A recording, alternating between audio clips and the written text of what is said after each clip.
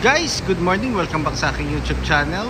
For today's video, check natin ang 2024 Honda HR-V 1.5 RS CVT Ignite Red Metallic.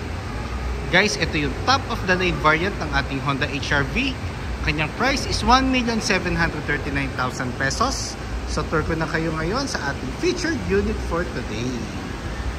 Sa front portion guys, kung manonotice nyo, very premium and luxurious ng ating harap. So dito sa ating headlights, naka LED na tayo with daytime running lights. Then ang turning lights niya guys is sequential na. Then LED fog lamps, RS design front grille. Then ang maganda nga pala dito sa front lower bumper natin, combination siya ng glossy black with chrome accent. Then kung makikita nyo doon sa lower front grille, meron siyang maroon line na may amp side. Yun yung nagse-separate doon sa lower variants. Pakita ko lang ulit yung ating front portion. Kung manonotice nyo guys, very rare na mga units ng RS variant kasi limited pa yung stocks. So ngayon medyo kahit papano medyo meron na, kumbaga nagna-normalize na yung inventory. So maganda na yung flow ng benta ng ating Honda HR-V. So regarding naman sa engine natin guys, 1.5 turbo CVT or 7-speed automatic, 178 horsepower, 240 Newton meters of torque, double overhead cam, front wheel drive. Powerful yet fuel efficient ang ating engine. Isa sa mga best features talaga ng Honda yan. So sa mga nakausap ko na inquiries and clients, naman nila, meron naman sila idea kung gaano kaganda yung performance ng engine ng ating Honda vehicles. So dito naman tayo sa passenger side guys. So nakaano tayo, dark gray alloy wheel na 18-inch, ventilated disc ang ating brake, MacPherson strut ang ating suspension din sa front. Then 181mm ground clearance. So bakit may difference ng 15mm ang ground clearance ng non-turbo or ng S? Kasi kung manonotice nyo guys, meron tayong resonator dito sa baba. So yun yung naging key factor, kaya yung ground clearance siya mas mababa ng 15mm compared doon sa non-turbo engine. Then door integrated side mirrors sa tayo guys, iwas blind spot. Then turning lights natin isa sa side mirror na rin. Then meron na rin siyang lane watch camera. Body color door handles sa front. Smart entry na rin siya guys. So kung nakikita nyo yung 3 lines niya, mamaya i-unlock natin yung unit kasi yung smart key is nasa pocket ko. So kung nagtataka kayo bakit walang door handle dito sa back door, kasi nandito yung door handle niya, nasa pillar side. Sa rear wheel naman, solid disc ang ating brake. Then axle type naman ang ating suspension naman sa likod. So very smooth ang suspension natin. Isa sa mga key factors yan kung bakit maganda ang review ng Honda HR-V. Hindi siya matagtag guys. Then shark fin antenna. Then meron tayong dito, normally it's more on tailgate spoiler. Third brake lamp, LED tail lights. Then meron tayong light bar guys. So ang maganda dito pag gabi, kung manonotice nyo, yung portion na yan, umiilaw yan pag gabi. So mas visible ka sa daan. Tsaka mas mas maangas tingnan ang HR-V pag gabi. Dahil nga dito sa light bar na yan. Then Guys, nga pala sa fender, ito yung nakikita nyo yung fender side. So pag RS variant guys, glossy black. Sa lower variants kasi matte black. Then ang ano rin natin, lower rear bumper natin is glossy black with chrome accent. Reverse camera, equipped na rin siya. Pakita ko lang ulit ating back portion. So guys, yung body structure ng HRV sa exterior, it's more on nasa luxury side na siya. So may mga clients ako na nakausap na bakit ang body structure ng Honda HRV is nako-compare doon sa mga high-end brands na sasakyan. So kumbaga value for money, worth it na rin naman for a 1.7 million unit. Yung kanyang looks, very luxurious. So regarding naman sa cargo space, very spacious ang ating cargo space. Then jack natin is nandito, and tools pag nag-turn over. Spare tire is donut type. Meron na rin tayong detachable tonneau cover. Ang purpose yan is just in case may mga private kayo na gamit or something na ilalagay na ayaw nyo makita, meron tayong cover.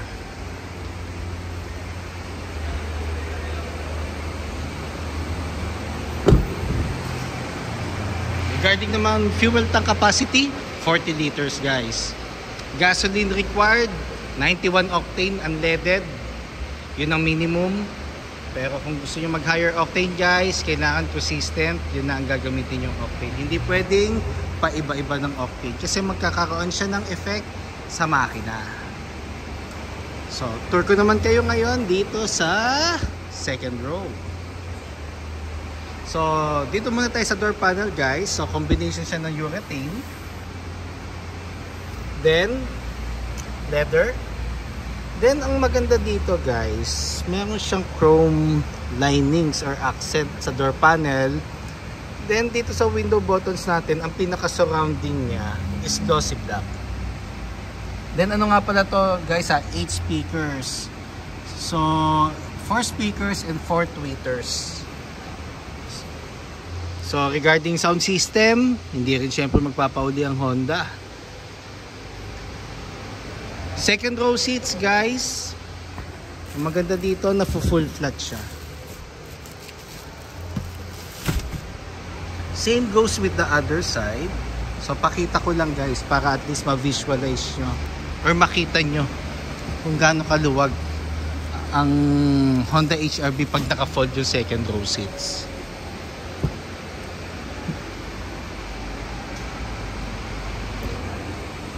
So pag 2 passengers or normally mag-isa ka lang magdadrive, ito yung magiging compartment mo just in case marami kang dadalhin. Then the good thing about sa second row natin guys is naka ULT seats kasi tayo. It means utility long tall mode na seats. So ang maganda dito sa second row, naaangat yung pinakaupuan. So meron kang additional space just in case na marami kang dadalhin. So regarding naman sa ating second row, kung gaano kaluwag ang second row natin guys. So ito, nakaano na siya, nakasagad na pa backward. Pero kung makikita nyo, spacious pa rin or ang distance nung aking knee doon sa pinaka front seat. Then, meron tayong aircon vent with 2 USB charging ports. Then, meron tayong portion dito for the pwedeng car scent or coins. Kung ano yung gusto nyo lagay. Then, ceiling natin is black na. Normally, pag mga top of the line variant guys is black na ang ceiling. So tour ko na kayo ngayon guys dito naman sa front portion. So guys, makakasama ko nga pala si Lenin and Josh. So sila ang duty ngayon dito sa showroom. So maghihintay sila ng client na i-close. So nasa akin yung smart key guys. So dalawa to, maganda, alternate ang paggamit. So ang pag-lock ng unit is ito, tatap nito. So iilaw siya. Then normally magpo-fold yung side mirrors. So si HRV, ganun ang feature niya. Then pag gusto mo siyang i-check kung nakalock na, dito mo siya i-check sa second row. Kasi ang pag-unlock ng unit guys is lalagay mo lang yung kamay mo sa door handle. And yan,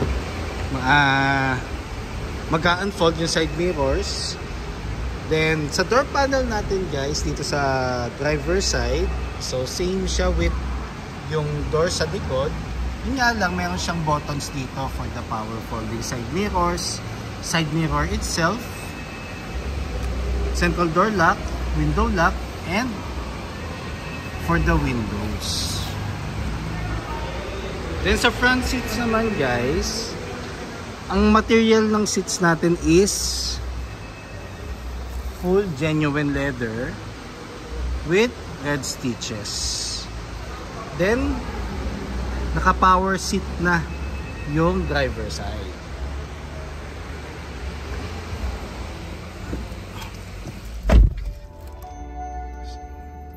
So ito yung ating welcome symbol guys sa sa HRV RS.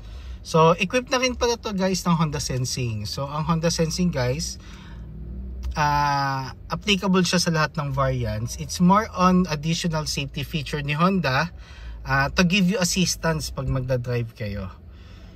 So yun yung isa sa mga big factor ngayon ng Honda na nilalabas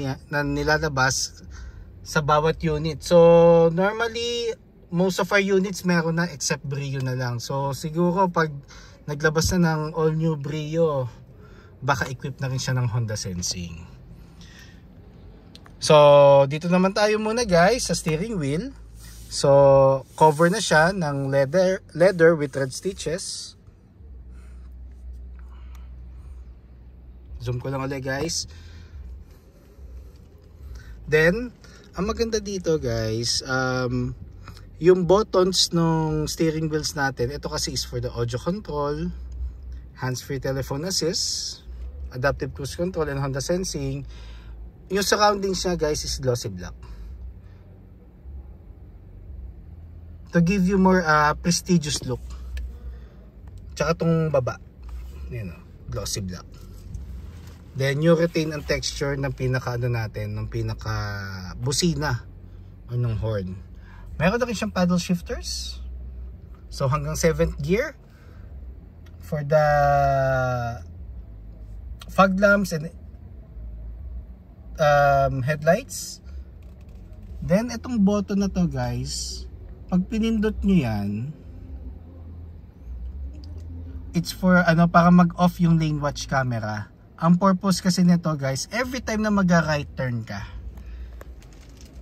may camera kasi sa right side mirror, dito ka titingin. So mamaya pag inon ko yung engine, ipakita ko.